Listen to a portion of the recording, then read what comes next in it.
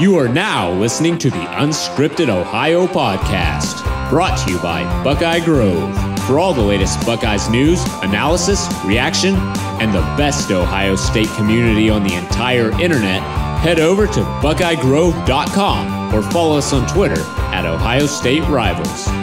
Without any further delay, it's time to get unscripted, broadcasting from Podcast Central, a place that is not his mother's basement. Hey, Mom! We get some meatloaf! We promise. Here's your host, Kyle Lamb. Hey, Mom! The meatloaf! Uh-oh. Sounds like somebody's got a case of the Mondays. Good Monday, everybody. Welcome back to the Unscripted Ohio Podcast, presented by BuckeyeGrove.com. I'm your host, Kyle Lamb. Kirk Barton and Ross Fulton will be along here in a few minutes as we dissect, break down, strategize, and recap what happened on Saturday with Ohio State. 49-6 winners over Tulane. And now it's the game that I think everybody was really most looking forward to. I know the TCU game came first, and the hype train, you got to look at what's in front of you. But I think this is the game that Buckeye fans were really, really anxious and nervous about when the schedule came out, because those trips to Happy Valley, they've been a bit of a bitch, to put it mildly. You just never know what you're going to get when Ohio State goes on the road. Whiteout conditions out there in Happy Valley. Should be a big game for sure, but we'll get into what happened more with the Tulane game, and then on Friday, we'll turn our focus more to the Penn State matchup. I have a lot coming up with the Penn State, the look ahead to Penn State on Friday. I'll attack this from the Ohio State angle. Ross will be back on Friday. We'll talk about what the Buckeyes need to do to beat Penn State. We'll talk about this from the Penn State angle. Nate Bauer, editor of Blue White Illustrated, he'll be along for the ride. We'll talk to him about the Penn State offense. Trace McSorley at the helm, replacing a couple key receivers. Hamilton, Gesicki are gone. We'll talk about how Miles Sanders has replaced or attempted to replace Saquon Barkley in the backfield. We'll ask him about that, Nittany Lion defense. A lot to talk about from this matchup. It's a huge matchup for Ohio State. Obviously, Big Ten and playoff implications on the line very early in the season.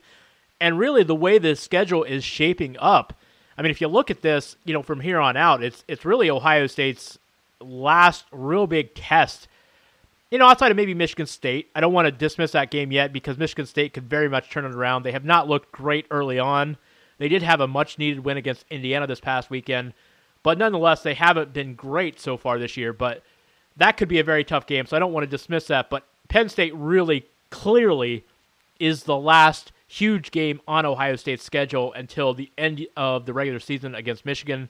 And then, of course, if Ohio State wins the Big Ten East, then they would have Wisconsin, most likely Wisconsin, in the Big Ten championship. But one foot in front of the other, not to, quote, walk the moon or anything, but we definitely have to look at Penn State first, and we will do that on Friday. And like I said, Kirk and Ross will be along here in a few minutes, and we will recap what happened on Saturday against Tulane, 49-6. Buckeyes made very easy work of the Green Wave. Dwayne Haskins was out of the game after the first half. Still managed to throw up 300 yards of total passing, and 5 touchdowns despite playing just one half of football. Very impressive, and that is the subject of something I want to talk about here in just a second. I will remind you, for those of you that listen regularly, I very much appreciate it. Of course, you can always catch the Unscripted Ohio Podcast Mondays and Fridays on Buckeye Grove. You can catch me on Twitter at KYLam8. If you do follow along on the podcast on SoundCloud, where we host, or iTunes, or Google Play, or Stitcher, then I would ask you to also be sure to rate and review the podcast, and hope we can continue to grow it and more people will listen regularly. And we got some great things planned in the future, I think, for the podcast. So very, very appreciative of those of you who listen, especially regularly. But do the best you can to get the word out, especially rating and reviewing will help us. But, spread the word on Twitter, retweet when I put out these, these links to the podcast every Monday and Friday. That's very helpful as well. So I mentioned Dwayne Haskins, and I want to talk about this because there's something that irks me. And in the grand scheme of things, ladies and gentlemen, this really is not a big deal. I know some of you are like, don't worry about what Alabama is doing. Ohio State has Penn State this week, and it doesn't matter what Alabama is doing. Look, I want to preface this by saying, number one, we aren't players, so we can look ahead a little bit to possible matchups and future matchups, and it doesn't affect anything. We don't have to focus on, the task at hand, so to speak. But I also want to say, when I talk about Alabama right now, I want to make it clear I'm not doing so to try to, conjecture some theoretical matchup with Penn State, with Alabama and Ohio State in the college football playoff. That's not the intent here. I'm not looking at this from an Ohio State point of view. I'm not looking at it, what would Alabama do against Ohio State or Ohio State do against Alabama.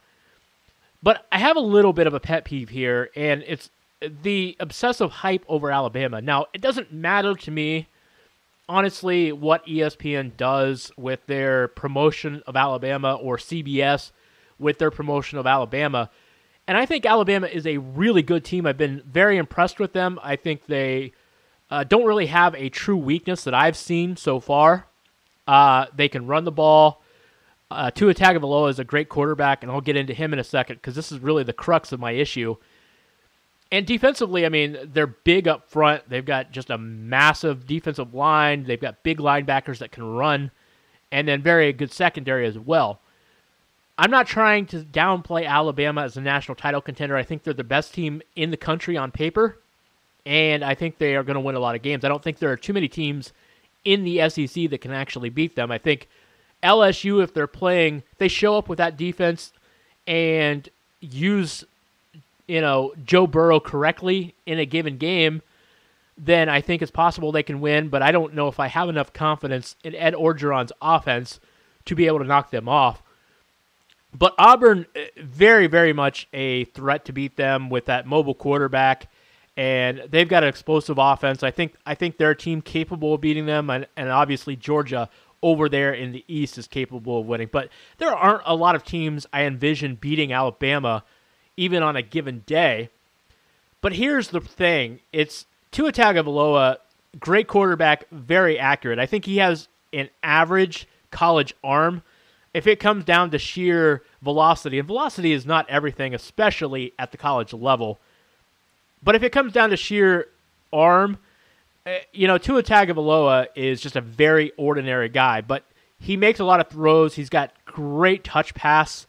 He's very accurate. He can hit it through windows because he has a quick release and because he's so accurate. But I get irritated by the coverage of Alabama because I'm watching these games, and Saturday, for instance, I had on my computer, I had a stream going of Alabama, Texas A&M, and then on my big screen, I'm watching Ohio State, Tulane. And I'm just kind of watching these two quarterbacks, Dwayne Haskins and Tua Tagovailoa. And they're both so very impressive. And I'm not trying to say one is better than the other, but if you listen to the national media, whether you turn on the television or you go on Twitter and just read the timelines of some of these college football, quote-unquote, experts, you see these guys talk about Tua Tagovailoa like he's unbeatable. You'll see things like, I literally saw at one point in the first half, he was 16 of 18 passing for 220 yards and 3 touchdowns. And don't get me wrong, that is an incredible line. Very, very impressive. Against anybody, even Texas A&M, that is a great line. But then you look at the same time through one half, you look at Dwayne Haskins, 21 of 24 passing, 304 yards, and 5 touchdowns in one half. And I'm not trying to say Tulane is as good of a team as Texas A&M, but here's what I am trying to say. Through 4 games of the season, the media has been so careful to point out that Ohio State has only beaten Oregon State. They've only beaten Rutgers. Now, they beat TCU, and Haskins was given credit for that because he played a very good game. Did not have enough help from his wide receivers that game. Obviously, Austin Mack with a lot of drops. But he bounced back, and Tulane is not a very good football team. But the point is, And Rutgers, by the way, really, really bad. They got their doors blown off by Buffalo, after getting blown out by Kansas the week before. That turns out that Rutgers team is not a very good team, which is kind of surprising because their defense on paper coming into the year actually profiled as a decent defense. Their offense was going to be, really bad all along, but the defense looked like it could be very good. Now they have some injuries and suspensions there. Bleshawn Austin, obviously, is out right now, and that's a big factor there because he's their best defensive player. But I'm not making excuses. This Rutgers team, period, is just not very good. But I'm not trying to make any excuses for Ohio State's schedule because it's not been very good up to this point. But here's my irritation level. It has to do with Alabama's schedule has not been good either. I mean, if you look at Louisville, and it's because this is actually a reason why I would like to see the polls be moved back until mid-October instead of coming out with preseason polls in college football. Because the problem is the media has these expectations built up in their minds, this perception about who's good and who's not good, and it unfortunately has an indirect impact to how the season plays out. And I know you will say, well, the AP poll and the coaches' polls, they don't have anything to do with the playoff. And directly, that's true. But I would argue that there is a bias and a perception that can creep into the minds of the college football selection committee. Because if you think about it, from the very start of August all the way through the college football season, they're reading these polls too. They may not be reading them as an official criteria of the selection process, but you can't argue that they're not being manipulated subconsciously by the way the media reports things. When you have a trial and you have a jury trial, and somebody is criminally being prosecuted and tried, you sequester a jury for these big cases because you don't want the media coverage to influence what they think about a case. And I'm not saying you sequester the college football playoff committee, but it would help if you don't have preconceived notions coming into the process that they have because they've been following along with the polls all year long. And I think that's why you need to wait until October to come out with these things, because it impacts how people think about teams. Like right now, Tua Tagovailoa is the obvious clear favorite for the Heisman Trophy winner, the Heisman Trophy, because in part, people have built up in their minds what Louisville was going to be, what Ole Miss was going to be, what Texas A&M was going to be, and then they look at these performances by Tua Tagovailoa, and then they blow them up out of proportion. And Tagovailoa has been awesome, but you look at him and Haskins statistically, Tagovailoa completed 73% of his passes. Haskins completed 76% of his passes. Haskins has 4 more touchdowns. He does have the 1 interception, where Tua has no interceptions. Haskins also having about 150 more yards passing. Now, granted, that's on a few more attempts than what Tua has. But the point is, their lines are very, very similar. And if you look at what the competition they've actually faced, it turns out Louisville's terrible. They struggled against Western Kentucky. They gave up 5.2 yards per play. They struggled against Virginia this past weekend in a 27-3 loss. They gave up another 5.5, 6 yards per play to Virginia. And they've only had 500 yards total offense in those 2 games. Ole Miss gave up 686 yards of total offense against FCS Southern Illinois. They struggled defensively against Kent State. They gave up 500 some yards to Texas Tech. This Ole Miss defense is terrible. And you look at Ole Miss, bad defense. You look at Louisville, bad defense. Texas A&M, we still don't know. They didn't have a very good performance against Clemson.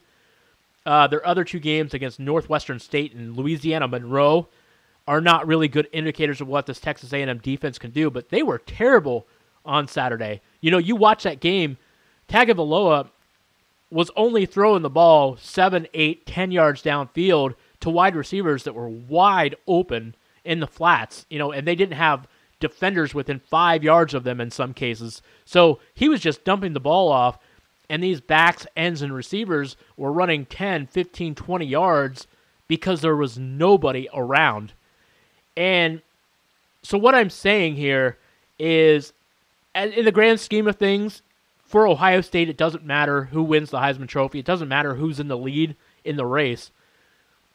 But if you're watching this is a bigger issue than just whether or not Dwayne Haskins or Tua Tagovailoa is a better quarterback. And by the way, if you're an NFL scout, Dwayne Haskins is clearly ahead of Tagovailoa. I mean, he's got a better arm. He's probably even more accurate. He's not as quick, not as good of a runner as Tua is, but he's a better pocket passer. And that's saying a lot because Tua is a very good passer, and I'm not trying to discredit him whatsoever. These are two very, very good college quarterbacks. And Will Grier of West Virginia is obviously in that discussion as far as the Heisman discussions are concerned. But my bigger issue here is not whether Alabama would beat Ohio State on a neutral field. It's not whether they're deserving to be more hyped than Ohio State. It's not even whether Tua Tagovailoa should be ahead of Haskins in the Heisman race. My issue here, my pet peeve that I'm going is in the bigger picture, I don't like how the media latches on to certain teams because of bad perceptions that aren't accurate when the season started. This Louisville team is terrible. Ole Miss is terrible. Texas A&M, I'm not ready to say they're terrible, but they're not a good football team. And it's all because of the preseason expectations for these teams. The media had in their minds that these were going to be good football teams, and so everybody is looking at this performance by Tagovailoa as superhuman. Look, it's a very good performance. He's a very good quarterback. I'm just saying, let's slow down on the enthusiasm, the hype, the excitement. Let's just slow it a little bit and let the season play out, because you're seeing a guy like Dwayne Haskins get overshadowed. And I mean, Ohio State fans are probably thinking, yeah, that's pretty good. We don't want him to get all the hype, all the awards and the praise. Maybe he'll come back for another season as Ohio State quarterback. I think the way the season is playing out right now, that's probably unlikely. He's probably one and done as far as the starter is concerned at Ohio State. But regardless how that plays out, all I'm saying, Dwayne Haskins, ladies and gentlemen, this guy is legit. As much praise as Tua Tagovailoa gets, I don't know if he's better college quarterback or not, but it's hard to imagine there being a better guy right now than Dwayne Haskins. He's making all of the throws. Like, if it comes down to pure potential, I'm sorry, I want Dwayne, this is not being a homer, I want Dwayne Haskins as my quarterback right now, the way he is playing, because with his arm strength, he can make throws that even Tagovailoa cannot make. So, interesting discussion here. Like I said, I don't want to make this about Haskins versus Tagovailoa. I don't want to make this a theoretical playoff matchup of Ohio State-Alabama. That's way down the road. This Penn State matchup on Friday is going to be a lot of fun. That is where Ohio State fans' minds should be thinking about this game, because A, Penn State is a pretty scary-looking team, especially offensively. I think defensively, they are susceptible. They can be beat. But offensively, they are going to give Ohio State the fits. It's an exciting game. We know Happy Valley, these atmospheres are crazy, especially night games. We know from past experience this is a tough matchup for Ohio State. So I'm not overlooking that whatsoever, and I'm not telling you to. This is just really a big picture issue for me. Alabama just happens to be the team that I'm seeing get undue praise for what they have accomplished so far against a really, really, I'm not going to call it a questionable schedule because that implies that they went out and scheduled nobody.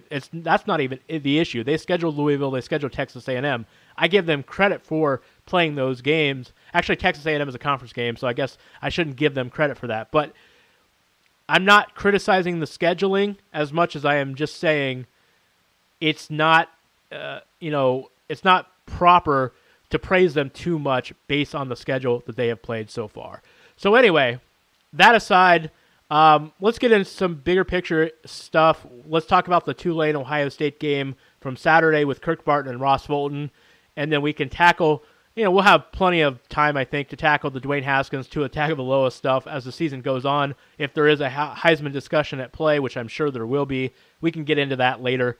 And like I said, Friday, coming up on the Unscripted Ohio podcast, we will have Nate Bauer, editor of Blue White Illustrated. Ross Fulton will be back, and then I hope to get a national guest to cover not only the Ohio State-Penn State game, but some of the other goings-ons the other stuff that are happening in the national college football landscape as well. So we will have that coming up on Friday. But let's recap Ohio State and Tulane from Saturday. Ross Fulton is here with his whiteboard to break down what the Buckeyes and their opponents are doing on the field. Can't see the whiteboard? Close your eyes and imagine really hard. It's time to go inside the X's and O's with Ross. Pain heals. Chicks dig scars. Glory lasts forever. All right, I got both of my guys here for our weekly Monday breakdown, Ross Fulton and Kirk Barton. How you guys doing? Ross, I'll start with you. How are you doing this weekend, buddy? I hear you're back in Ohio, so that's always good, right? That's right.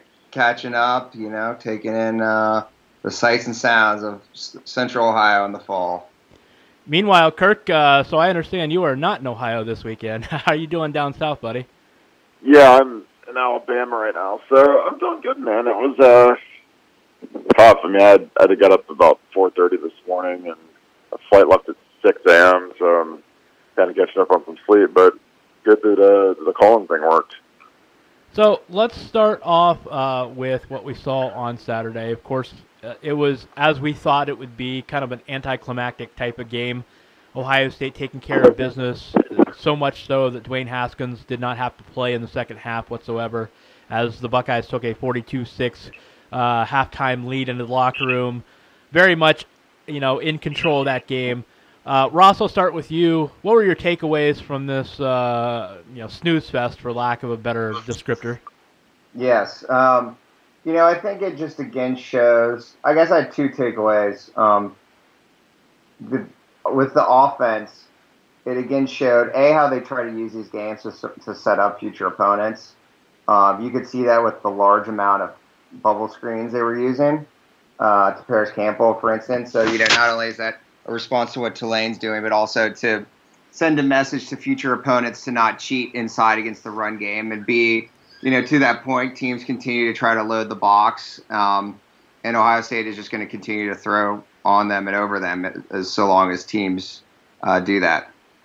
Yeah, Kirk, so Ohio State came away from this game. It appears that there were no serious injuries. Mike Weber kind of banged up a little bit. He has been banged up the last couple of weeks. It appears he may have suffered a tweak of an ankle, but probably nothing serious there. So the biggest thing is Ohio State appears, outside of, Nick Bosa's injury, of course, it appears Ohio State will be relatively healthy as much as you can be going into this big showdown against Penn State. What were your takeaways from this game, in the limited amount of time that we saw the starters out there? Yeah, I mean, that was obviously the main thing. And, the fact that Urban pulled the guys at halftime, or pulled a lot of them at halftime, was something that I think, he was kind of calculating that Penn State gets to play the night before, and, it's going to be a night game, and you got to travel. And, I mean, it drains the energy out of you because, these guys, the road night games are the worst. And it's like these guys won't get home till 4 a.m. next Saturday after they play at Beaver Stadium. So I think, him and Mickey Marotti did a good job of calculating what kind of rest they need. And they were just fortunate to have such a nice cushion that they could put in, Tate and the rest of the twos, which I personally love when the young guys play because it just helps you develop some depth at all the other positions. Ross, I thought one of the things that stood out to me is, there's been so much talk about the linebacker play. And, Tulane came in struggling as an offense overall. They were struggling with consistency, but they had a lot of big play guys. And for the most part, Ohio State did a pretty good job of limiting those big plays. I thought the linebackers especially played really good game. We saw Baron Browning make several plays. Ohio State really, I thought, did a good job on that second level on Saturday. Yeah, I think people were improving. Tulane's scheme, and not just the linebackers, but I thought Isaiah Pryor, I think he got all or nearly all of the first string snaps at boundary safety, and I thought he probably had his best performance as well. The scheme forces you to play sideline to sideline, and I think they continue to improve in being both reading their keys and being aggressive. At base, Greg Schiano likes to be aggressive, so it's going to leave them vulnerable at times, but he likes to bring pressure off the edge and slant. And the linebacking group does have the athleticism to do that, which is why you're seeing, without Nick Bosa, increasingly them using a 3-3-5 package on third down to bring a variety of blitzes. Offensively, Kirk, I want to ask you, because I saw some people talking about the running game maybe not being as crisp as people have been expecting the last few weeks. They're not giving up negative plays, which is good. But, you look at the rushing numbers, and they've been kind of pedestrian as far as yards per carry. Mostly that, both Weber and Dobbins have been getting positive carries, but they're not getting necessarily the big plays. Do you think that's anything to worry about right now with the run blocking? I think it's a bit of a concern, but it's not. When you throw the ball as efficiently as we do, you can't. It's hard to have everything. Like week one was literally perfect. We ran for 300 yards and we threw for 300 yards. But it's something that's concerning just because when you go on the road, the old saying is that the running game and the defense is what travels. And Penn State's probably going to be normally, they're not as talented as they've been, but they're going to be as tough of a matchup as we're going to see all year just because of the environment and the what's at stake for those guys. Because this is kind of it's like a playoff elimination game kind of already. So I'm concerned, but not to the degree that the way we're throwing the ball is as good as I've seen. So I'm not really as worried about the running game as I normally would be. Yeah, Ross, I want to ask you, this Penn State defense has been, and you and I think we'll preview the game here later in the week. We'll get into more Penn State stuff more specifically, but, this Penn State defense has not exactly been the greatest. They struggled against Appalachian State. They gave up a lot of yards and 24 points to Illinois this past Friday. So I think this is a Penn State defense that, maybe is ripe for the picking, and certainly Ohio State's pass game is clicking on all cylinders right now.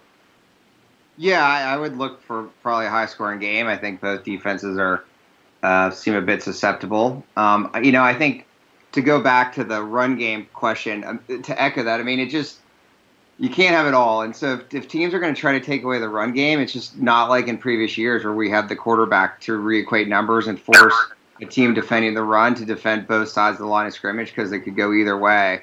So the passing game has to pick up the slack, and it's fortunately doing so. And in theory, the more Ohio State throws the ball that well, the more the teams are going to have to rethink how they defend Ohio State. But when you're outnumbered, you're outnumbered, and so that's a little bit of a reflection of why. I think they're being pretty efficient running the football, if not super explosive at the moment. Yeah, Ross, I want to ask you a follow-up question. Something.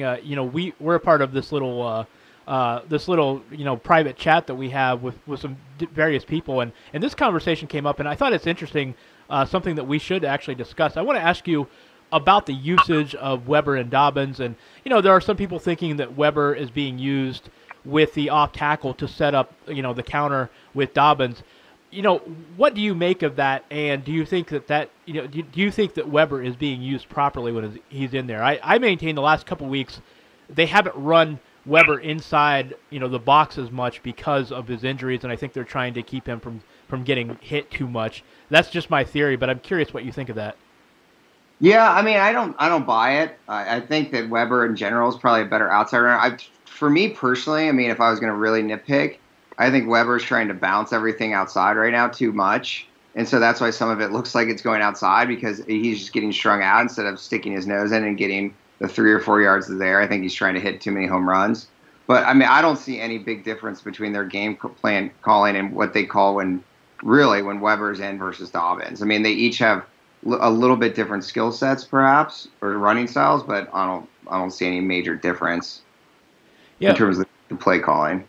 Kirk, I touched on this earlier in the at the start of the show. I was talking about all the hype that Tua Tagovailoa is getting right now, and it's somewhat deservedly. He is playing really well. That Alabama offense is clicking. Now, my contention was they haven't played the greatest competition, but it's just interesting that he is getting all the hype, and Dwayne Haskins is just quietly just putting up these monster numbers that rivals Tagovailoa. Certainly this week, if Haskins answers the bell again against Penn State, I think we have to start seeing him get that hype to be in that conversation for the Heisman, I would think, right? Yeah, as of right now, it looks like a 2-horse race, but it's just so tough because you can't see anybody on the schedule that could possibly beat Alabama the way they're playing and the way the numbers too is putting up. It's kind of like, it's going to be tough for Dwayne to unseat him regardless of his numbers. But, I think if he puts up numbers against Penn State, Michigan, Nebraska, unfortunately, is killing us right now because it's like our marquee home game and they're awful. So, it's going to be one of those things where it'll be interesting coming down the stretch. Like Dwayne, obviously, is a better NFL player just because he's bigger. That's huge at the next level. But I don't know. It's tough, man. It's tough with the SEC, ESPN hype machine hyping. The guy's the best player in the SEC right now. It's going to be tough to overcome that for the Heisman. Ross, what did you make of the Ohio State defensive line on Saturday? It seems like they just ho-hum, took care of business once again. I mean, I don't think we expected any letdown against Tulane, but I was impressed with the second string line. I thought we saw Haskell Garrett and a number of guys come in and make a number of plays on Saturday. Yeah, I mean, you're not going to get a great takeaway. I mean, I think one person who's underheralded is Robert Landers, who also did not play on Saturday, and I noticed his absence. I mean, I think he makes a big difference at the point of attack in terms of resetting the line of scrimmage, and I presume he will be back against Penn State because when you're taking out both Bose and Landers, that's pretty noticeable. But, I think that it's, as I said earlier, I think increasingly you're going to see more of a pass rush by committee with this 3-3-5 look that they're increasingly using on third down. Kirk, I want to ask you also, Ross touched on Isaiah Pryor. It seems like he's becoming a staple at safety, but at the same time, Sean Wade was taking reps in the pregame, third string, I think, as a safety. They're certainly trying to get him there. Do you see Pryor sticking there at the second safety spot, or do you think we see Sean Wade eventually? I think that's where you think Sean Wade will take over eventually. But, the way that we've rotated DBs the last few years, I mean, being a starter is kind of a, it's a novelty. It's nice. But, I mean, we rotate guys more than we ever have, especially at DBs and at receiver where guys can get soft tissue injuries. And I think they'll both play. But, I mean, Sean Wade's clearly, had a better campaign thus far. But, it's one of those things where, now we're starting to get into the grind of the Big Ten. And, both guys need to be ready because, I mean, guys are going to get nicked up and they both got to be ready to roll. So, last thing I want to touch on here before we wrap things up. So, we saw, Urban Meyer is back on the sidelines. Ryan Day calling the plays from the sidelines. And I think, I know I had questions as to whether or not Urban would, I don't want to say interfere. That's not the right word. But would change the complexion of the play calling on game day. And certainly, from the first game we saw, nothing really changed. So, Kirk, I think that maybe those fears that Urban might, mess with the chemistry of the game day play calling, it seems at least, through one outing, that was unfounded. Yeah, I'm different than pretty much anybody in the media because I've actually been on the headset when we're calling plays. I used to sit next to Tom Herman on game day, so it's a little different angle. But, I mean, he really, other than, he'll give some input or, say, hey, we got 2 downs to make, as in, like, if we're going for it on 4th down or, he'll, like, click over and tell the defense, hey, get ready, we're going to go for it and be aggressive and that's everything. I mean, Coach Meyer's never called plays in his life. People don't realize that. They always think that, he's got to come back and call quarterback power like 75 times, over the rest of the season. I mean, that's just not his thing. He's super in on special teams, but offensively, he usually lets the coordinators do their thing. So that wasn't a big surprise to me. And, especially when we're humming the way we are, it's like, if something's broke, like that was like the one thing when we were talking about the linebackers earlier, it's like, if you're that, like, bottom rung position group, like, you don't want to stay there long because then you got Coach Meyer lurking, and it's not fun when he's lurking over your position group. So, it's great he's back, but he had the kind of impact I expected just because he's a motivator, but in terms of play calling, like, I didn't think there'd be much change at all. And Ross, one interesting thing, there was a report out there on Saturday that Ryan Day Ohio State is talking to Ryan Day about becoming the coach in waiting. And it's interesting because Sunday morning, Gene Smith put out a statement that kind of, I don't want to say it discredited that report, but it certainly, made it sound like that there's no truth to it.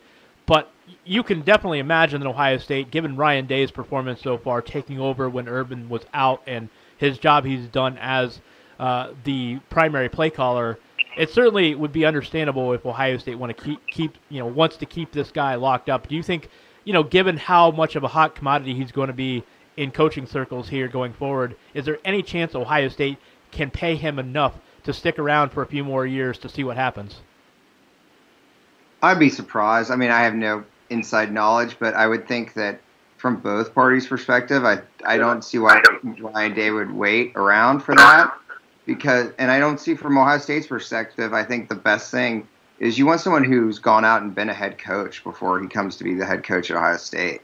I mean, 3 games is it's a extremely small sample size, and it's not really running your own program. So, I think that all the credit in the world to Ryan Day. I think we also shouldn't forget that Kevin Wilson is heavily involved in calling plays. I mean, when you look on Saturday and they're showing the two of them together, Kevin Wilson's mouth is moving as much, if not more than Ryan Day, while plays are being called. And so none of that is to belittle the job that Ryan Day's done, which has been fantastic. I just think from an Ohio State perspective, if you want Ryan Day to be your next coach, the ideal thing is he goes out to a school and does a great job there for however long that Urban Meyer is at Ohio State, and then becomes the coach at Ohio State after that. So Ross and I will be back on Friday. We're going to preview the Penn State. I'll also have I'll have somebody from the Penn State rival site, the Blue and White Illustrated, and we're going to tackle the game from all perspectives. I'll probably also get a national guy. I'm working on a couple different options here for Friday, so we're going to blow this game out coverage-wise on the Friday podcast. But Kirk, I do want to get your opinion here before I let you go. Curious how you see this game playing out on Saturday in Happy Valley. Oh man, that's tough. I just, the way our aerial attack's going, I think that'll be a huge help. It kind of reminds me of when we lost in 2005, which was probably the best team I ever played on.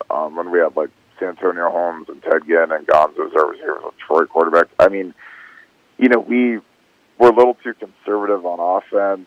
And, I blew my knee out in the second quarter, which sucked. But then we came back in 2007, and we threw the ball with Todd Beckman. It was like really Todd Beckman's best game of his career, and we threw the ball deep a lot, which is something that I would love for these guys to do. Because if you can get a few quick strikes early, then it kills the crowd immediately. Because the crowd is a beast at Penn State. Like, there's nowhere in the country that's like it. I mean, it's worse than Kinnick or Camp Randall. So hopefully we'll be aggressive with our offensive play calls, and it's going to be imperative that Michael Jordan uses we used sign language in 2007 to get our calls because we couldn't hear in 2005, which is an issue. But the line's going to be able to communicate, and with a kid like Dwayne, the way he can throw the ball, hopefully we'll spread him out and throw it all over the yard on him, because I think that's something that can take the wind out of the sails of the crowd, which is going to be imperative. But I look for, this could be Dwayne's signature game, and I think we'll win, not super comfortably, but it'll be one of those things where I'll be happy when it's over, or we leave with a W. That'll wrap it up for the Unscripted Ohio podcast for today. Catch Kirk Barton on Twitter at Kirk_Barton. Catch Ross on Twitter at Ross R. Fulton. And, of course, you can catch both of them with me on BuckeyeGrove.com. That will wrap it up for today. You can catch the show every Monday and Friday on BuckeyeGrove.com. Of course, you can find, follow, and subscribe on iTunes, Google Play, SoundCloud, and Stitcher. And please rate and review us, as we would like to get as many people exposed to the podcast as we possibly can. Thank you so much for giving us a listen today. And, of course, like I said, be back with us on Friday. We will blow out the coverage of the Ohio State-Penn State game. Ross will be back to cover this from the Ohio State side. We'll have Nate Bauer, editor of Blue White Illustrated. He will cover this from the Penn State side. And I'm working on getting a national voice as well. We'll try to cover this game from all angles. But be back on Friday as we definitely blow out this very, very big game for Ohio State. Very much looking forward to it. Should be a great show. Thanks for listening, everybody. Have a great week, and we'll see you again on Friday. Go Bucks. You can get new episodes of Unscripted Ohio on Mondays and Fridays exclusively at BuckeyeGrove.com or anytime on SoundCloud, iTunes, Google Play, or Stitcher. Be sure to subscribe to stay up to date on all things Ohio State.